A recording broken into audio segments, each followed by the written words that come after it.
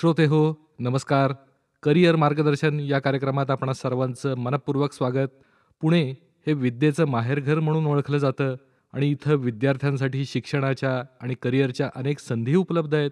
याबद्दलच अधिक माहिती आपल्याला देण्यासाठी MIT academy of engineering Alandi पुणेचे अधिष्ठाता आणि सुप्रसिद्ध करिअर मार्गदर्शक डॉक्टर प्रफुल्ल हत्ते आज आपल्याबरोबर आहेत.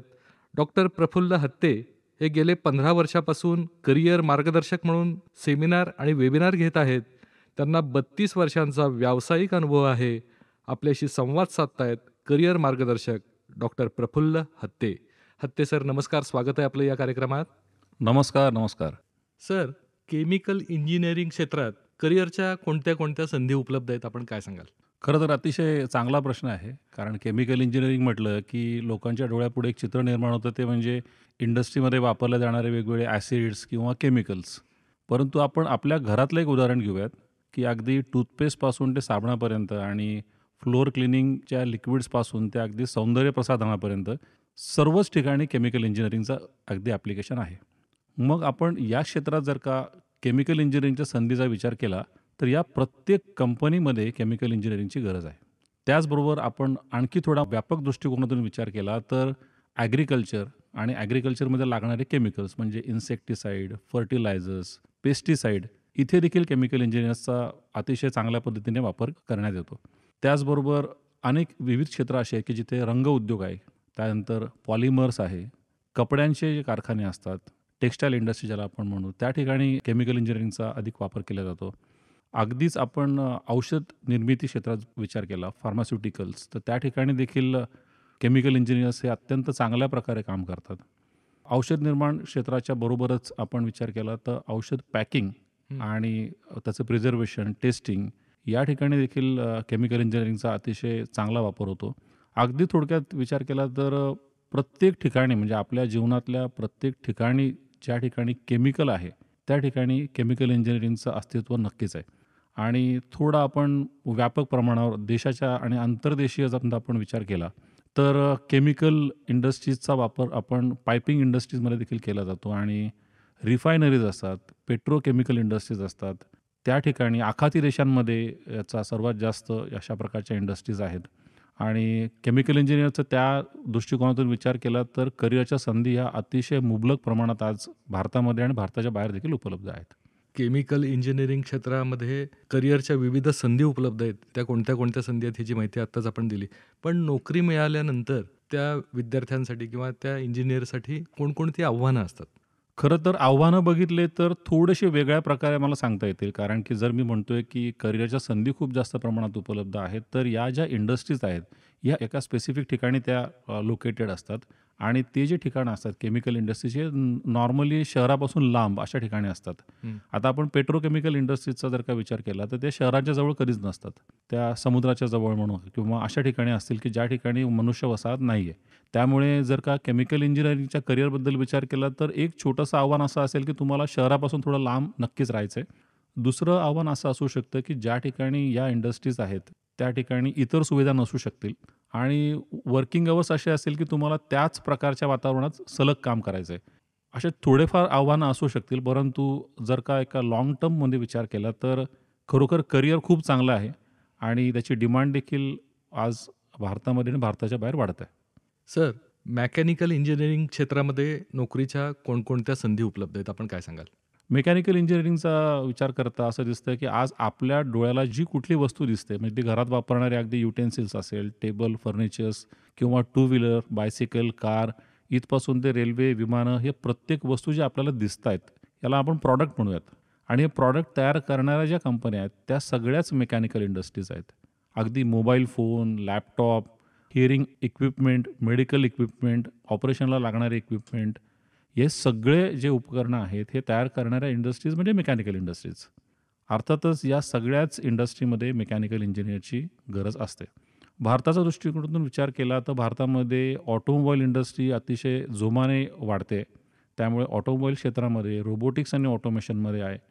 त्याचबरोबर कन्स्ट्रक्शन इंडस्ट्रीजमध्ये देखील मेकॅनिकल इंजिनियर लागतात आणि बॉयलर्स जिथे आहेत, ज्या ठिकाणी ऊर्जा निर्मिती केली जाते, त्याचबरोबर पॉवर प्लांट्स म्हणजे ते हायड्रो पॉवर प्लांट्स असतील, थर्मल पॉवर प्लांट असतील किंवा न्यूक्लिअर पॉवर प्लांट्स असतील, या ठिकाणी देखील मेकॅनिकल इंजिनियर्स लागतात. ॲग्रिकल्चरमध्ये मेकॅनिकल इंजिनियर्सचा अतिशय चांगल्या पद्धतीने नोकरीच्या संधी तिथे उपलब्ध आहेत. थोडक्यात विचार केला तर कुठलीही इंडस्ट्री असो, तिथे मेकॅनिकल इंजिनियरची गरज ही नक्कीच आहे. आणि सॉफ्टवेअर इंडस्ट्रीचा आपण विचार केला तर सॉफ्टवेअर इंडस्ट्रीमध्ये देखील आज मेकॅनिकल इंजिनियरची गरज ही मोठ्या प्रमाणावर आहे. कारण की ते मेकॅनिकल इंजिनियर्स जे सॉफ्टवेअर तयार करतात, त्या वापरणाऱ्या कंपन्या ह्या मेकॅनिकल इंजिनिअरिंगच्या असतात. अर्थातच मेकॅनिकल इंजिनिअरचं भवितव्य जर का बघितलं, तर भारतामध्ये अतिशय मोठ्या प्रमाणावर नोकरीच्या संधी मेकॅनिकल इंजिनिअर्सकरता उपलब्ध आहेत. सर, सिव्हिल इंजिनिअरिंग क्षेत्रामध्ये नोकरीच्या कोणकोणत्या संधी उपलब्ध आहेत? सिव्हिल इंजिनिअरिंग म्हटलं की आपल्या डोळ्यापुढे चित्र उभं राहतं ते एक इमारत तयार करणे किंवा कन्स्ट्रक्शन. परंतु सिव्हिल इंजिनिअरिंग हे क्षेत्र इतका मर्यादित नक्कीच नाही आहे. आज आपण बघितलं तर केवळ एक इमारत तयार करणं किंवा कन्स्ट्रक्शन करणं याच्या पलीकडे जाऊन रस्ते निर्मिती, highway engineering, railway engineering, shipping, त्याचबरोबर एन्व्हायर्मेंटल इंजिनिअरिंग अशा अनेक सिव्हिल इंजिनिअरिंगच्या उपशाखा आहेत आणि या प्रत्येक शाखेमध्ये सिव्हिल इंजिनिअरची गरज आहे. आपण अगदी छोटंसं उदाहरण घेऊयात. पाणी. पाणी म्हटलं की धरण, नदी, कालवा, विहीर इथपर्यंतच आपलं लक्ष जातं. परंतु सिव्हिल इंजिनियर हे पाण्याचं व्यवस्थापन अतिशय चांगल्या पद्धतीने करतात. त्यामध्ये पिण्यायोग्य पाणी, इंडस्ट्रीला वापरलं जाणारं पाणी किंवा पाण्यावर केली जाणारी ट्रीटमेंट, जे ज्याला सिवेज ट्रीटमेंट प्लांट आपण म्हणूया, जलनिस्सारण, पाटबंधारे या सर्व क्षेत्रामध्ये आज सिव्हिल इंजिनिअरची गरज निर्माण झालेली आहे. त्याचबरोबर आज मेगा सिटी प्रोजेक्ट आहेत, मेट्रो सिटी प्रोजेक्ट्स आहेत, मेट्रो रेल्वे प्रोजेक्ट्स आहेत आणि अनेक विमानतळाची निर्मिती भारतामध्ये होत आहे. त्यामुळे सिव्हिल इंजिनियर्स ह्या सर्व क्षेत्रात आज लागत आहेत. बहुतांशी प्रमाणात आपण बघतो की सिव्हिल इंजिनियर हे स्वतःचा व्यवसाय सुरू करतात अगदी डिग्री घेतल्याच्या नंतर. परंतु त्याचबरोबर आज सरकारी नोकरी देखील सिव्हिल इंजिनियर्सला मोठ्या प्रमाणात उपलब्ध आहेत. म्हणजेच थोडक्यात सांगायचं तर स्वतःच्या व्यवसायापासून ते सरकारी नोकरीपर्यंत आणि एक फ्रीलान्सिंगपासून ते खाजगी उद्योग क्षेत्रातील नोकरीपर्यंत सर्व क्षेत्रात आज सिव्हिल इंजिनिअरची गरज निर्माण झालेली आहे. सर, तुम्ही सांगितलं की सिव्हिल इंजिनिअरिंग म्हणजे फक्त कन्स्ट्रक्शन करणारा इंजिनियर नव्हे, तर सिव्हिल इंजिनिअरिंग क्षेत्रामध्ये सुद्धा खूप नवनवीन तंत्रज्ञान येतं आहे. तर हे नवनवीन तंत्रज्ञान कोणतं आहे? अगदी आता आपण सिव्हिल इंजिनिअरिंगबद्दल बोललो तर वाटतंय की हायवे इंजिनिअरिंग, रेल्वे इंजिनिअरिंग किंवा बिल्डिंग कन्स्ट्रक्शन. परंतु बिल्डिंग कन्स्ट्रक्शनचं उदाहरण घेतलं आपण तर बिल्डिंग आज स्मार्ट बिल्डिंग्स होत आहेत. हायवे आज स्मार्ट हायवेज होत आहेत. रेल्वे इंजिनिअरिंग आज बघितलं तर भारत हा रेल्वेचं सगळ्यात मोठं जाळं असलेला देश आहे. परंतु रेल्वे देखील आज बदलते. रेल्वेचा स्पीड वाढला आहे. आज मेट्रो रेल्वेज मोठ्या मोठ्या शहरांमध्ये आलेले आहेत. त्याचबरोबर मोनो रेल्स आहेत. त्यामुळे नवीन नवीन तंत्रज्ञान हे प्रत्येक क्षेत्रामध्ये आहे. अगदी एन्व्हायर्मेंटल सायन्सचा जरी विचार केला तरी देखील ते सॅटेलाईटच्या माध्यमातून आज कंट्रोल केलं जातं आहे. सर्वेइंग पूर्वी फिजिकली केलं जायचं, आज सर्वेइंग ड्रोनच्या माध्यमातून केलं जातं आहे, सॅटेलाईटच्या माध्यमातून केलं जातं आहे. डेटा सायन्सचा वापर आज सिव्हिल इंजिनिअरिंगमध्ये खूप मोठ्या प्रमाणात होतो आहे. आर्टिफिशियल इंटेलिजन्सचा वापर करून मोठ्या मोठ्या ज्या हाय राईज बिल्डिंग आहेत त्याला अधिकाधिक सुरक्षित कसं करण्यात येतं आहे त्याचा वापर आज सिव्हिल इंजिनिअरिंग करू लागलेले आहेत. त्याचबरोबर नैसर्गिक ऊर्जेचा वापर म्हणजे सोलर एनर्जी किंवा विंड एनर्जी याचा वापर करून अधिकाधिक बिल्डिंगला त्या पर्यावरणपूरक अशा पद्धतीने बिल्डिंग्स तयार करण्यात येत आहेत.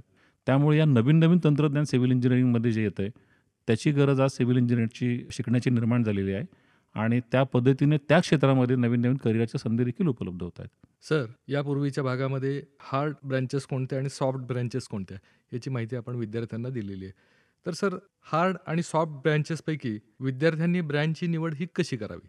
खरं तर हा अतिशय महत्त्वाचा प्रश्न आहे. कारण विद्यार्थ्यांना हे कळत नाही की मी हार्ड ब्रँचेसची निवड करावी म्हणजेच civil, mechanical, chemical, automobile production की सॉफ्ट ब्रँचेसची निवड करावी म्हणजेच ENTC, कम्प्युटर, IT किंवा डेटा सायन्स. तर याचं अगदीच थोडक्यात जर का गाईडलाईन्स द्यायच्या म्हटलं तर मी असं म्हणेल की ज्या विद्यार्थ्यांना केमिस्ट्री, फिजिक्स, मॅथमॅटिक्स या विषयांमध्ये खूप जास्त इंटरेस्ट आहे, मॅथमॅटिक्सचं ज्यांना नॉलेज खूप चांगलं आहे, एक ॲनालिटिकल थिंकिंग ज्यांचं खूप चांगलं आहे, अशा विद्यार्थ्यांनी हार्ड ब्रँचेसची निवड करावी. कारण की समजा आपण सिव्हिल, मेकॅनिकल, केमिकल अशा प्रकारच्या इंजिनिअरिंगचा ऑप्शनचा विचार केला तर तिथे फिजिक्सचा वापर खूप जास्त प्रमाणात होतो आहे आणि मॅथमॅटिक्सचा वापर जास्त होतो आहे. त्याचबरोबर ज्या विद्यार्थ्यांचं लॉजिक डेव्हलपमेंट खूप चांगलं आहे आणि ज्यांना प्रोग्रामिंग करायला आवडतं, ज्यांनी 10वी, 11वी, 12वीमध्ये कुठले तरी प्रोग्रामिंग केलेत म्हणजे C++, पायथन, जावा, HTML आणि ज्यांना ते करायला खूप मनापासून आवडतं आहे, ॲनिमेशन्स करायला आवडत आहेत, नवीन तंत्रज्ञान शिकायला आवडतं आहे, त्या विद्यार्थ्यांनी सॉफ्ट ब्रँचेसचा नक्की विचार करावा. ज्यामध्ये कम्प्युटर, इन्फॉर्मेशन टेक्नॉलॉजी, ENTC किंवा software engineering, AI/ML, data science अशा सगळ्या ब्रँचेसचा विचार नक्की करता येईल. यात अजून एक छोटीशी गाईडलाईन मी अशी देईल, की स्कोप कुठे आहे हा विचार न करता आपली आवड कुठे आहे याचा जर का विचार केला, तर इंजिनिअरिंगचं शिक्षण जे ते अतिशय आनंददायक शिक्षण होतं आणि नैसर्गिकपणे विद्यार्थी त्यांचं स्वतःचं स्किल तयार करू शकतात आणि त्या स्किलप्रमाणे त्यांना त्या औद्योगिक क्षेत्रामध्ये नोकरीच्या संधी देखील उपलब्ध होतात. सर, NEP 2020 म्हणजे नक्की काय आहे आणि त्याचा विद्यार्थ्यांना नक्की कशा पद्धतीनं फायदा होतो? NEP 2020 म्हणजेच नॅशनल एज्युकेशन पॉलिसी 2020. 2020 साली भारत सरकारने हे नवीन शैक्षणिक धोरण जाहीर केलं आणि हळूहळू ते अनेक महाविद्यालय, विद्यापीठं आणि शाळा यांची अंमलबजावणी त्यांनी सुरू केली. ज्या खाजगी महाविद्यालयांमध्ये आणि विद्यापीठांमध्ये NEP 2020 याची अंमलबजावणी होते, त्या ठिकाणी विद्यार्थ्यांना अतिशय मोलाचे असे फायदे होत आहेत. अगदीच उदाहरण द्यायचं म्हटलं तर विविध विषयांची निवड. म्हणजे विद्यार्थ्यांना NEP 2020 इम्प्लिमेंटेड कॉलेजेसमध्ये त्यांना वेगवेगळ्या विषयाची निवड करता येते. म्हणजे अगदी पहिल्या वर्षापासून ते शेवटच्या वर्षापर्यंत. तर हा पहिला फायदा आहे. दुसरा, सर्वांगीण विकास विद्यार्थ्यांचा होतो. तिसरा, अतिशय महत्त्वाचा फायदा असा आहे, की एक विद्यार्थी जर का इंजिनिअरिंगचे शिक्षण घेतोय आणि 1 वर्षानंतर काही खाजगी कारणास्तव त्याला ते कॉलेज सोडावं लागलं, तर NEP नसेल तर त्याला डिग्री मिळत नाही. ते पहिलं, दुसरं किंवा तिसरं कुठल्याही वर्षी त्याने कॉलेज सोडलं तर डिग्री मिळू शकत नाही.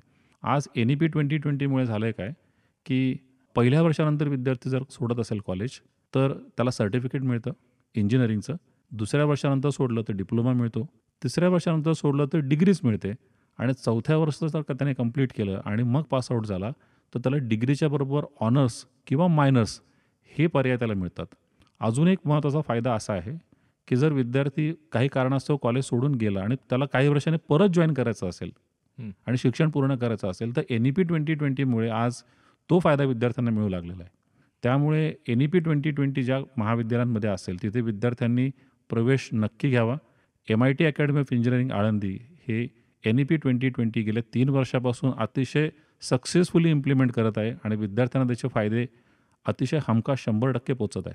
तर श्रोते हो, हे होते करिअर मार्गदर्शक डॉक्टर प्रफुल्ल हत्ते. सर, आज आपण सर्व श्रोत्यांना करिअरच्या विविध पर्यायांची ही माहिती दिलीत. आपले मनःपूर्वक आभार. नमस्कार. धन्यवाद.